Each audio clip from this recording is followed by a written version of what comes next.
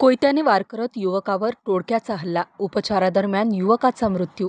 नाशिक शहराच्या मुंबई नाका पोलीस ठाणे हद्दीतील संभाजी चौक इरिगेशन ऑफिसमागे आदिवासी सोसायटी या ठिकाणी आज दिनांक 6 डिसेंबर रोजी संध्याकाळी 5:30 ते 6 वाजेच्या सुमारास 4 ते 5 जणांच्या टोळक्याने एकट्या युवकावर कोयत्याने वार करत गंभीर जखमी केल्याची घटना घडली आहे.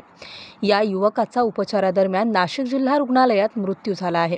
याबाबत प्राथमिक माहिती अशी की नितीन शंकर शेट्टी राहणार आदिवासी सोसायटी इरिगेशन ऑफिस मागे संभाजी चौक हा त्याच्या राहत्या घरी ड्युटीवरून आल्यानंतर झोपलेला असताना जवळच राहत असलेल्या काही युवकांनी वाद घालत त्याच्यावर कोयत्याने हल्ला चढवत गंभीर जखमी केले. ही घटना घडत असताना मयत युवकाच्या घरी लहान मुलांशिवाय कुणीही नव्हते. हल्ला झाल्यानंतर हल्लेखोर घटनास्थळावरून पसार झाले. काही वेळाने कुटुंबीयांना ही घटना कळताच त्यांनी नितीन शेट्टी याला नाशिक जिल्हा रुग्णालयात उपचारासाठी दाखल केले, परंतु डॉक्टरांनी त्याला तपासून रात्री 10 वाजता मृत घोषित केले आहे.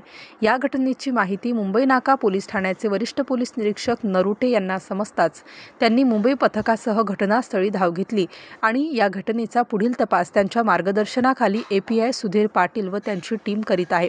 दरम्यान या घटनेने परिसरात एकच खळबळ उडाली आहे. दरम्यान ही हत्या का करण्यात आली व हल्लेखोर नेमके कोण आणि या घटनेचे CCTV फुटेज मिळवण्याचे काम पोलीस करत आहेत. स्टार न्यूजसाठी मोहसिन पठाण, नाशिक.